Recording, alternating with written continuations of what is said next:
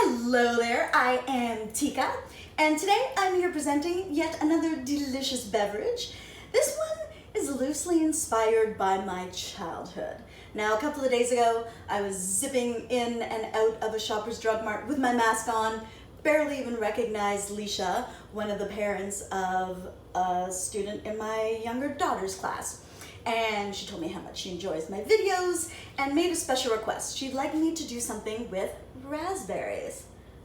She had me at raspberries. Seriously, when I grew up, we had a raspberry bush just outside the side door to my house.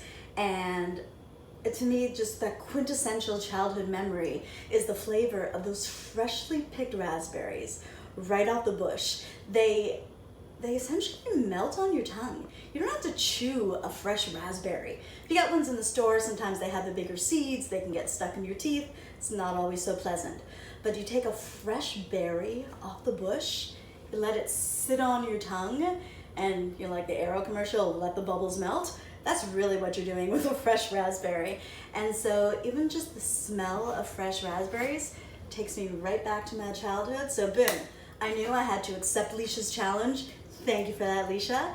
And today I'm going to present to you my velvet kiss. So to start off with that, we're going to start off with some raspberries. Now, with all my talk of fresh raspberries, you're probably wondering, why aren't you using fresh raspberries? I have some here for my garnish, but really, fresh raspberries are so sacred to me. I can't waste these on a beverage. These are just for eating fresh. And again, melting, dissolving on your tongue. So I've got some beautiful frozen raspberries that I've let thaw out. The other nice thing about this is once they thaw out, they're surrounded in their own juice. So they just naturally release that delicious, sweet, syrupy, tangy liquid. And because I'm not cooking this, I'm gonna do a puree. And so I don't wanna have to really break down the fruit with heat. So by using frozen, it just comes right out. And I will show you how easily this happens. Now, the reason I'm going to strain it, I mentioned those pesky seeds. Now, I'm a groovy chick, seriously, you can't get around it. And my teeth are the grooviest part of me. And so if I have fresh raspberries or anything like that with seeds, I'm gonna be holding on to those seeds for a while. So the nice thing, and they won't get stuck in a straw, or if you're on a date and about to give someone a velvet kiss, you won't have a little raspberry seed in your front teeth, which is nice. I'm sure that has its own charm too. So, enough of the talky. Now it's time for the squashy. So, I have put my juicy red raspberries in there, and I'm just gonna, this is just a simple strainer. I'm just going to press them, and look at that, they just meld under the slight pressure of a spoon.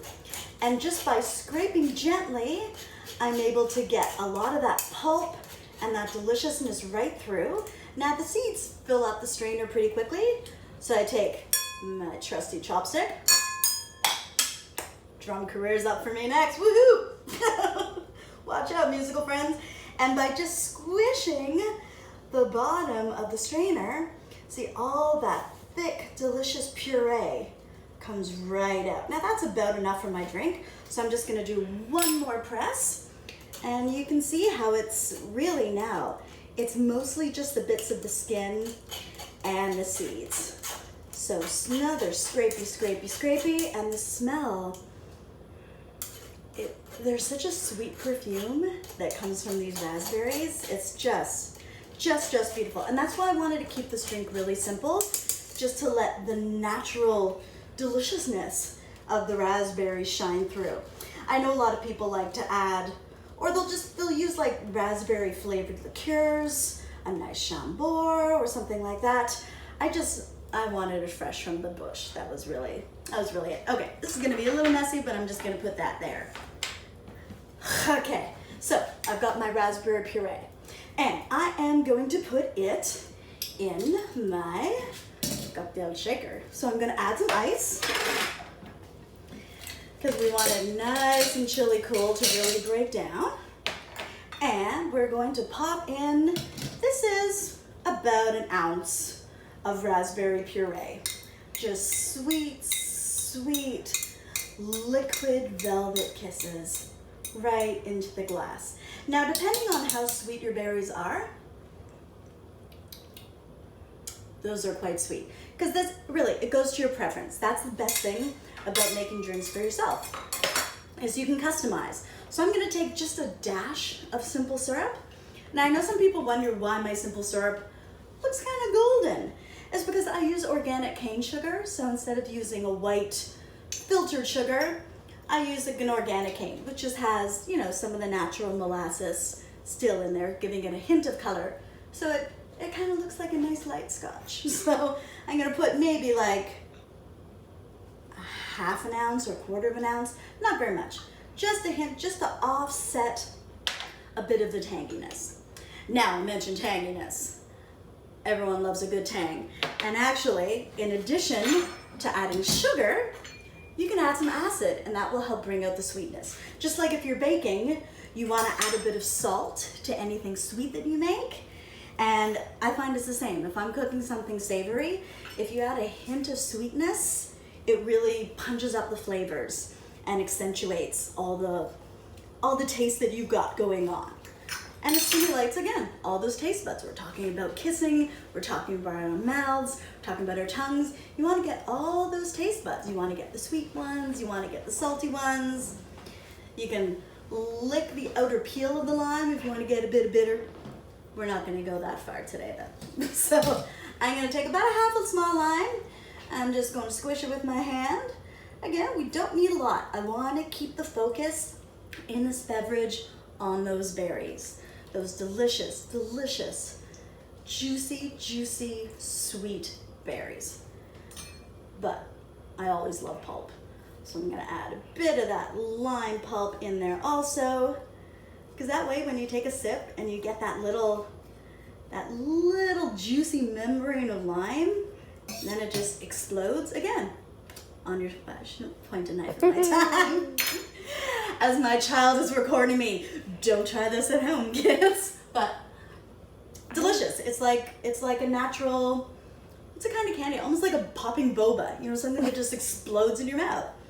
Lime's a natural boba, nature's boba. Okay, I digress. All right, so now I'm going to get my special ingredient. So this is an awesome Canadian vodka. It's an iceberg, made out of Newfoundland, and truly one of my favorite provinces in the country. Well, I like a lot of them actually, but Newfoundland is definitely up there. I had the best birthday of my life when I turned 25, and I got to spend it flying out to Newfoundland on my birthday, and that was, I won't say how many years that was ago. Maybe that'll be in the future. I could just be a young ingenue. Who knows? It's a mystery. Okay. Anyway, so I've got my vodka. I'm going to pop that in. I've got like a good 2 ounces in there. And we're going to shake it up. And very appropriate, seriously, for my iceberg vodka. And I'm using a penguin. Okay. Very fitting. It's really nice. The iceberg vodka, I suggest checking it out. It's very smooth. It's pretty sweet also. So it has a nice natural, it's got that bitterness. It's got that sweetness. It's really nice. And I like buying local. So we're going to shake this penguin up. Woo! And it is, I wish there was like feel-o-vision, because seriously, if you could feel how icy cold this was. Again, iceberg, it's so thematic. So I've shaken it up. I've got all that together, and I'm going to pop off my penguin's head. It's not every day that you get to pop off a penguin's head. Seriously. And I'm going to get my lovely martini glass, and we're going to give it a nice little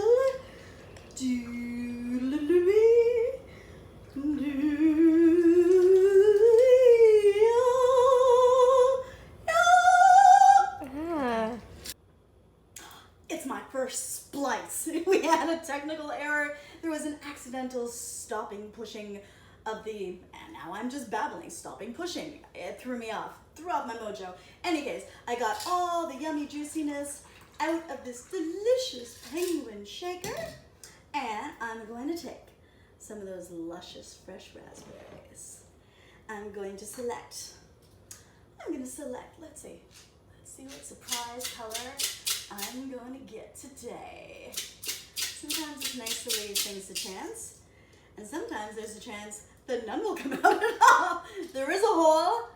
Wait, oh, I feel something. What color is it? Ooh, it's a green. It's like a lovely teal. So, I'm going to stab one of these luscious raspberries. I'm going to stab a second luscious raspberry. And, oh no, there isn't enough room on the toothpick for the third raspberry. That's fine now. Each individual capsule is filled with delicious, get some raspberries.